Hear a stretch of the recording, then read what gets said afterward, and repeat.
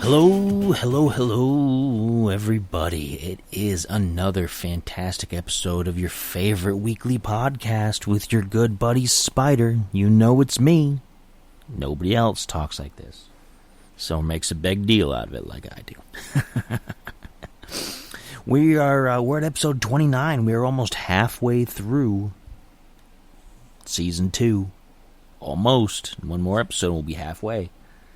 Another 10 episodes after that, and then it'll be another break before season 3. That's right. But what do we got tonight? What are we talking about? It is 9:30 Eastern Standard Time here in Ohio, and we're going to talk about United Kingdom, Great Britain, those folks across the pond. That's right. Let's talk about this.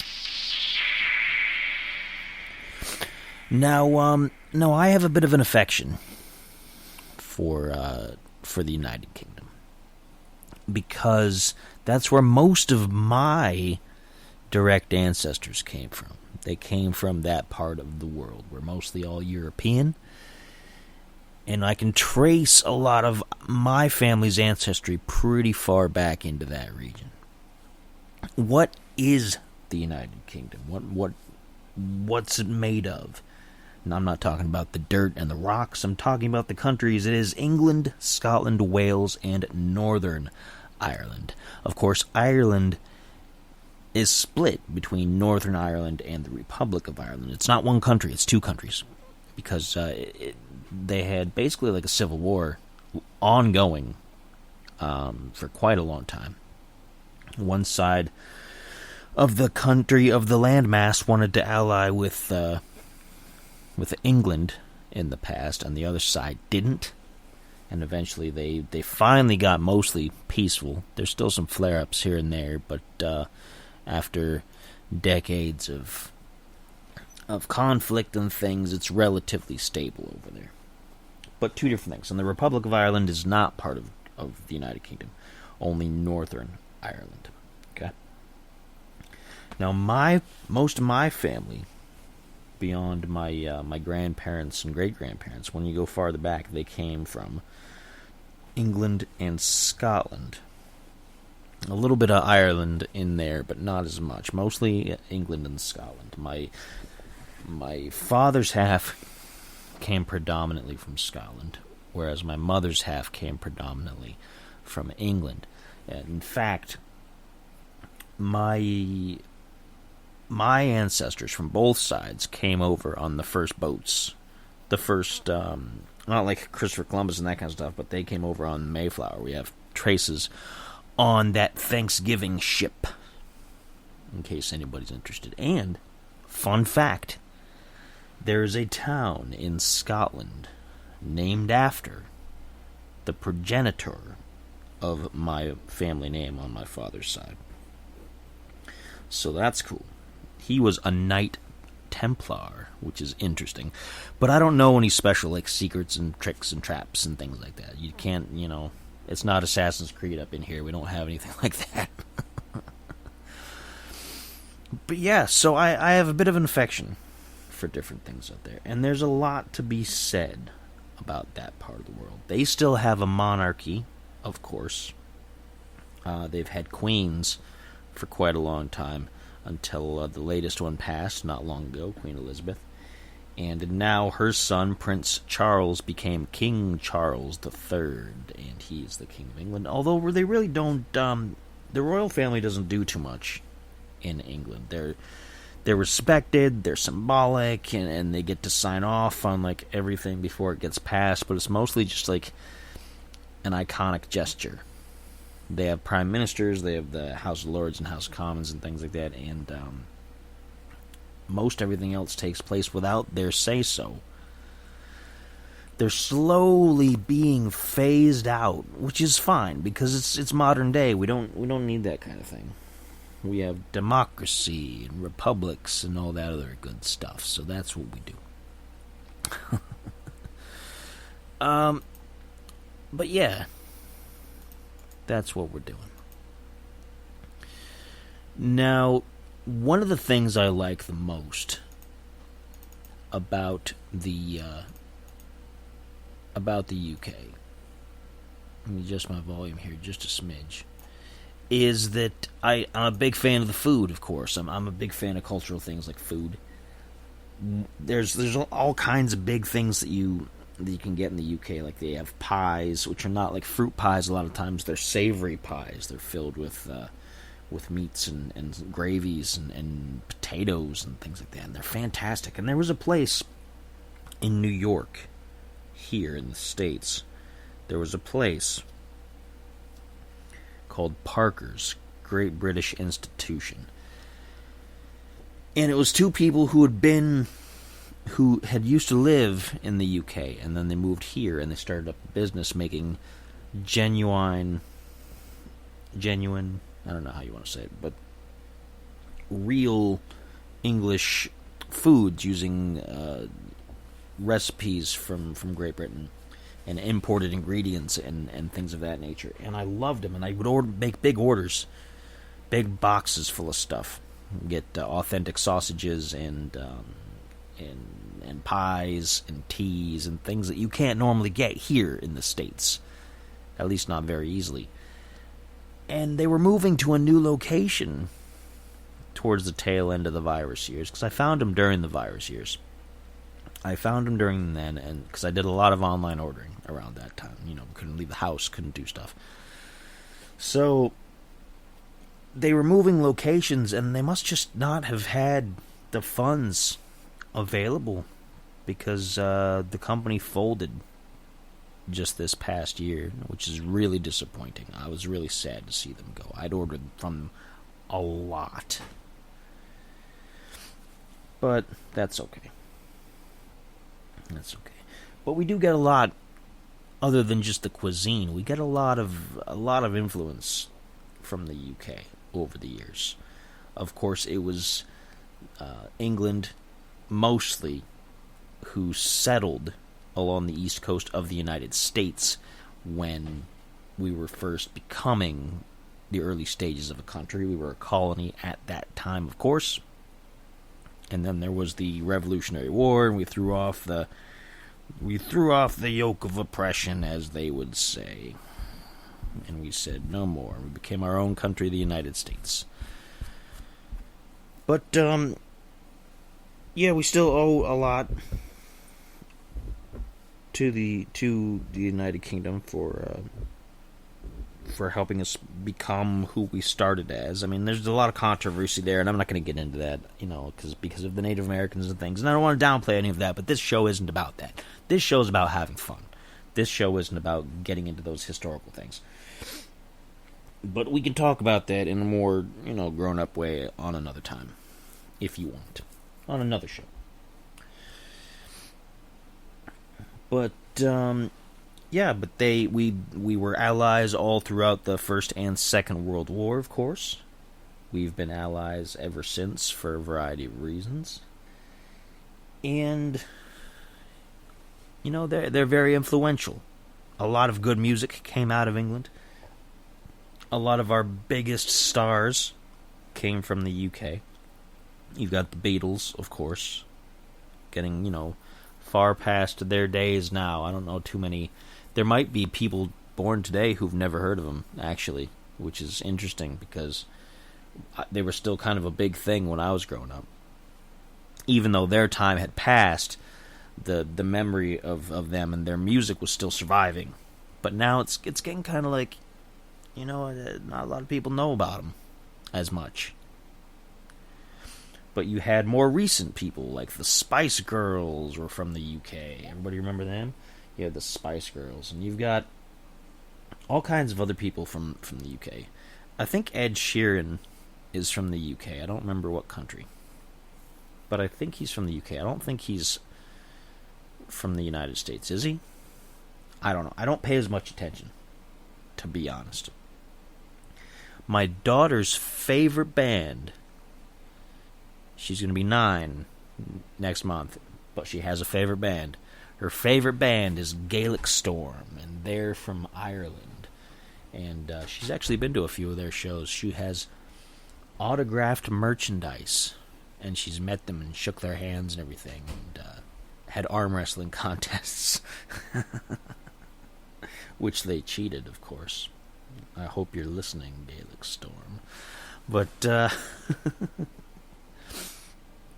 yeah, so her favorite band is from there, and they toured the United States relatively extent. Well, I mean, I guess one of them is from there now. The rest of them are from the United States, but one of them is from there. But they play authentic Irish music and things of that nature.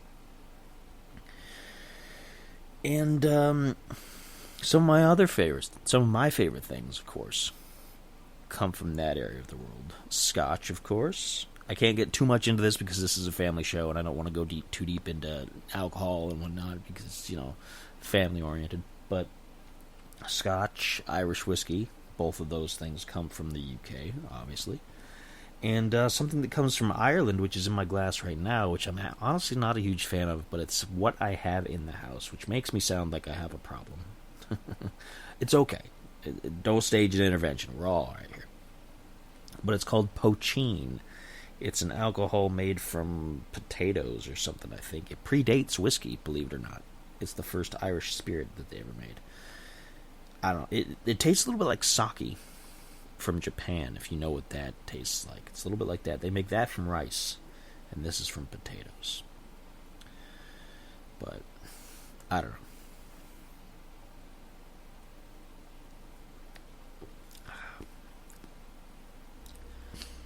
But they have all kinds of things over there. And they treat things differently.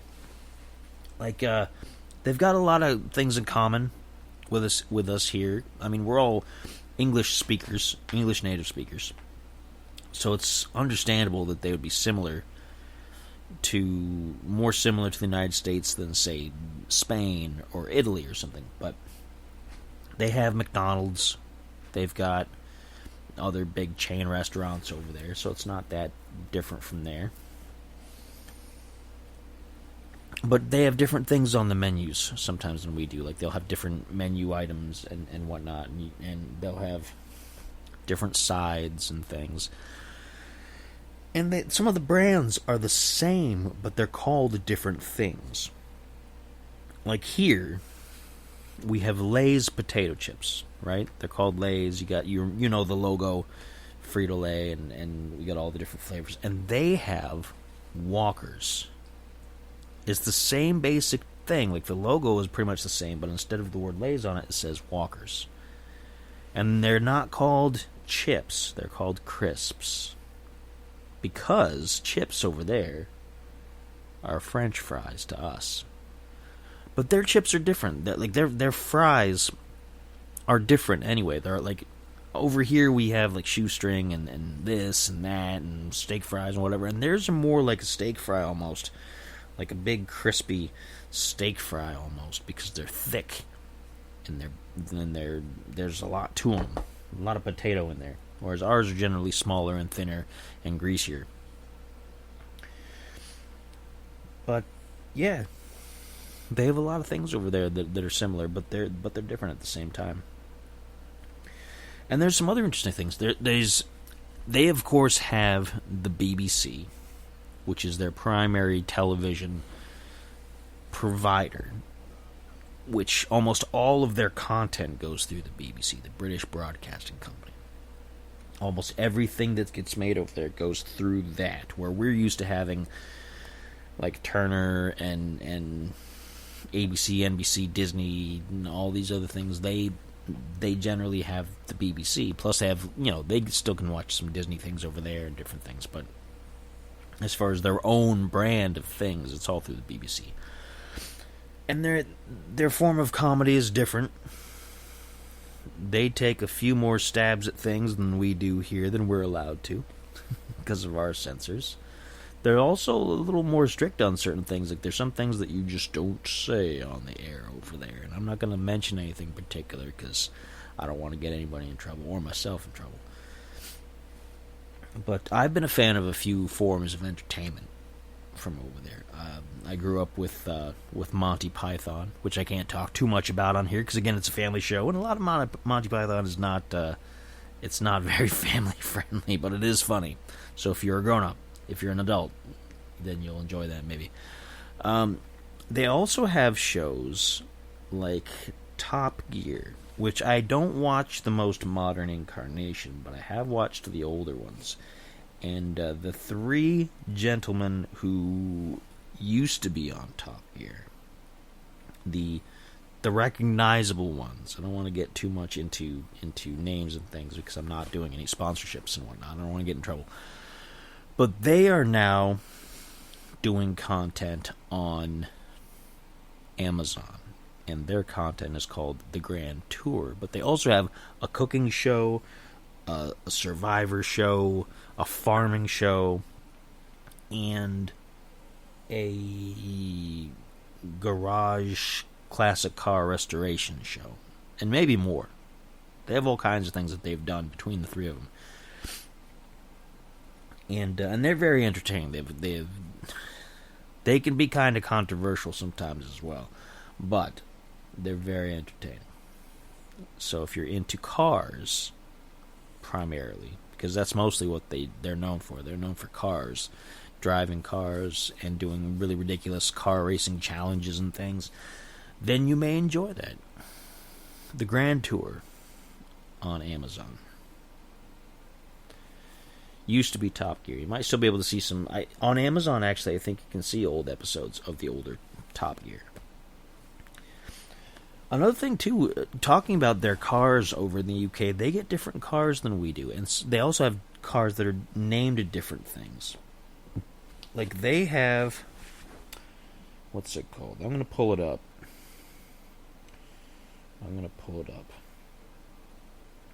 They have a car called the Ford. Well, it's by Ford, of course. Cortina.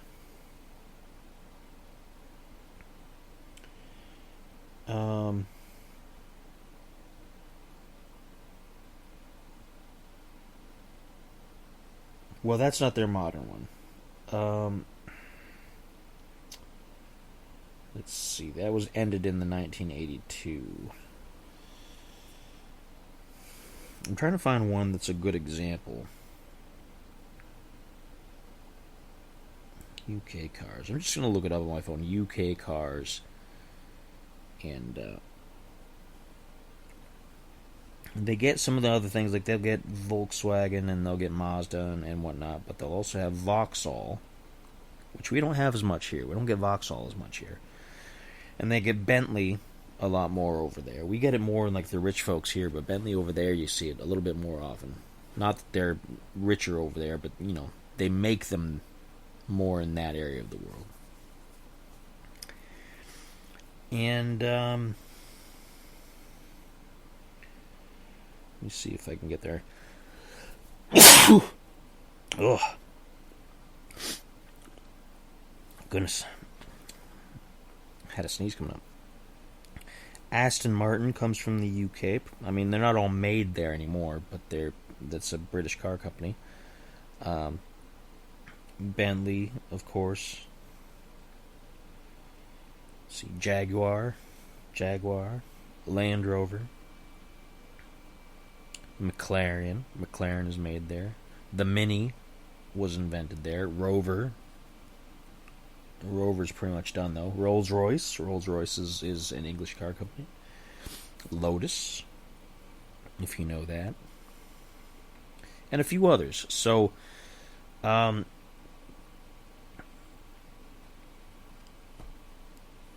and they call their cars different names. I'm trying to find...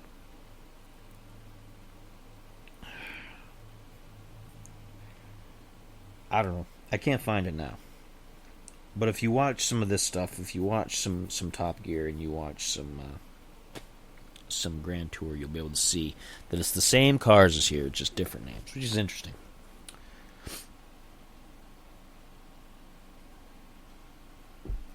I think the Ford Escort was called something different over there. I think the Chevy... I don't know. Honestly, I don't remember. But, yeah. The UK. And I like it.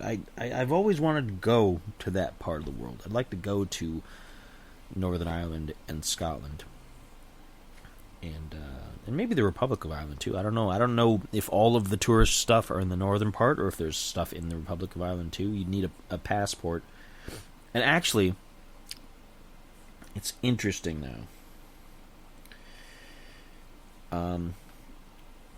I think both parts of Ireland used to be part of the United Kingdom until the United Kingdom separated from the European Union, which is a big thing that encompasses several countries in Europe as a big, kind of like the United States, but instead of individual states, it's individual countries. And, sorry about the dog squeaking. She's having a day today. Yeah,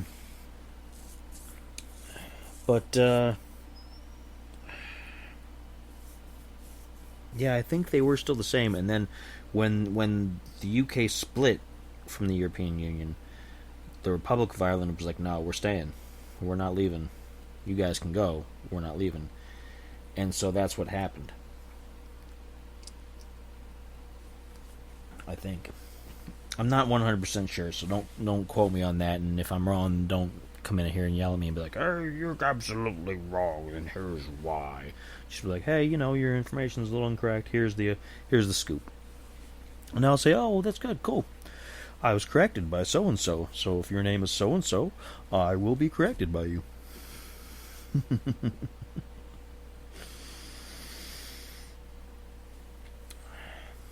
And there's an interesting thing. The UK, there's several accents over there.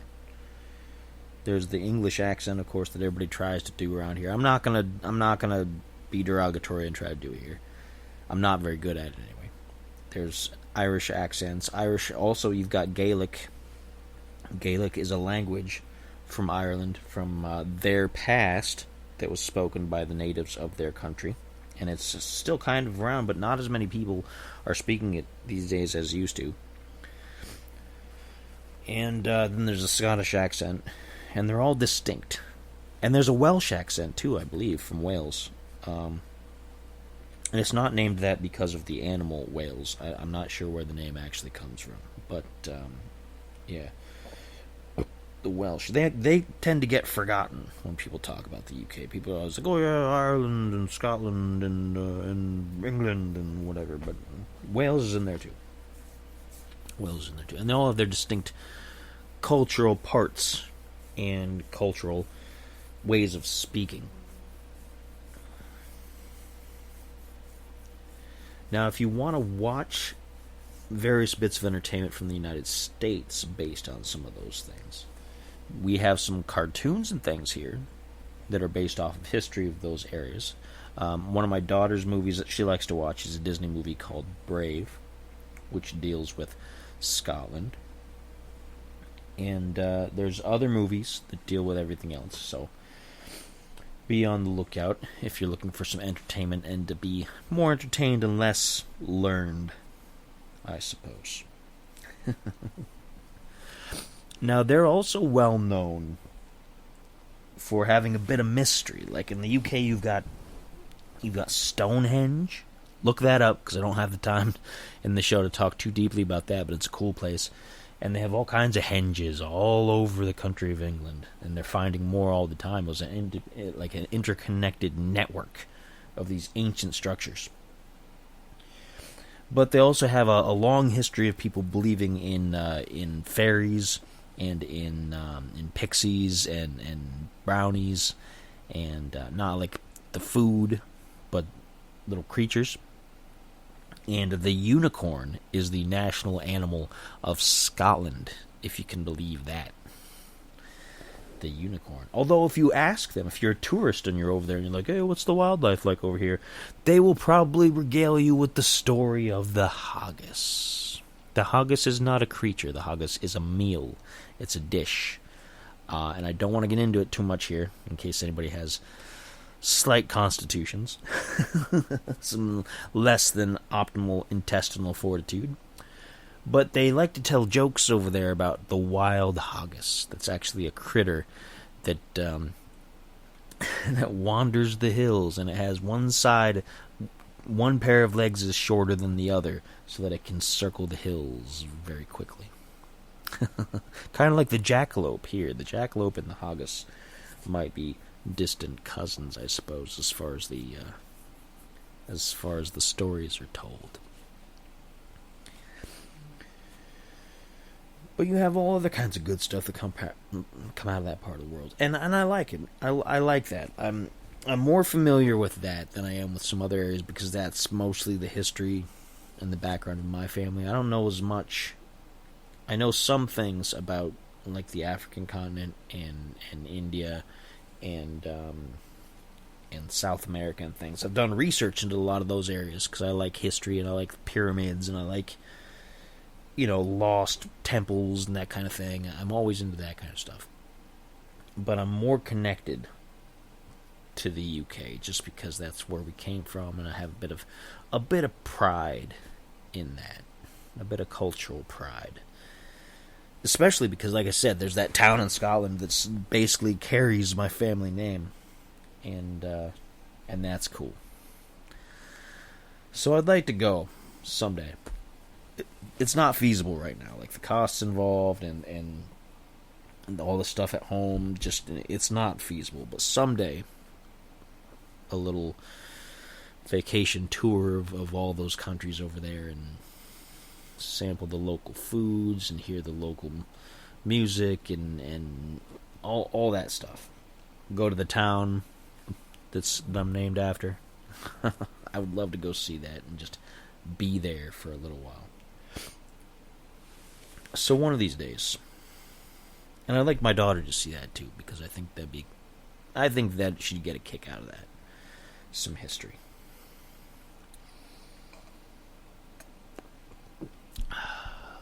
But what do you folks think? I know I've spoken with a lot of people who've been there.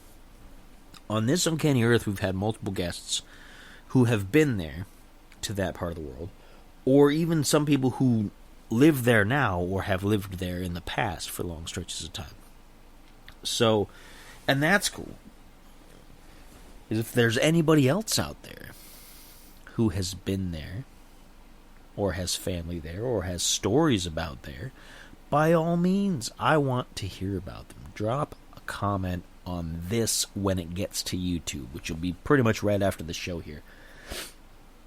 Because I know for whatever reason you have to be signed up to Spreaker anymore. You can't be just a guest to do the chat for this, and I know not too many people like to do that, but you may want to watch it after the fact on YouTube. Or on Spotify. You can listen to it there. Or on numerous other podcast areas. Numerous other podcast areas. And that's cool. I'd love to hear your stories. I'd love to share some stories. And like I said, I'd like to go there someday.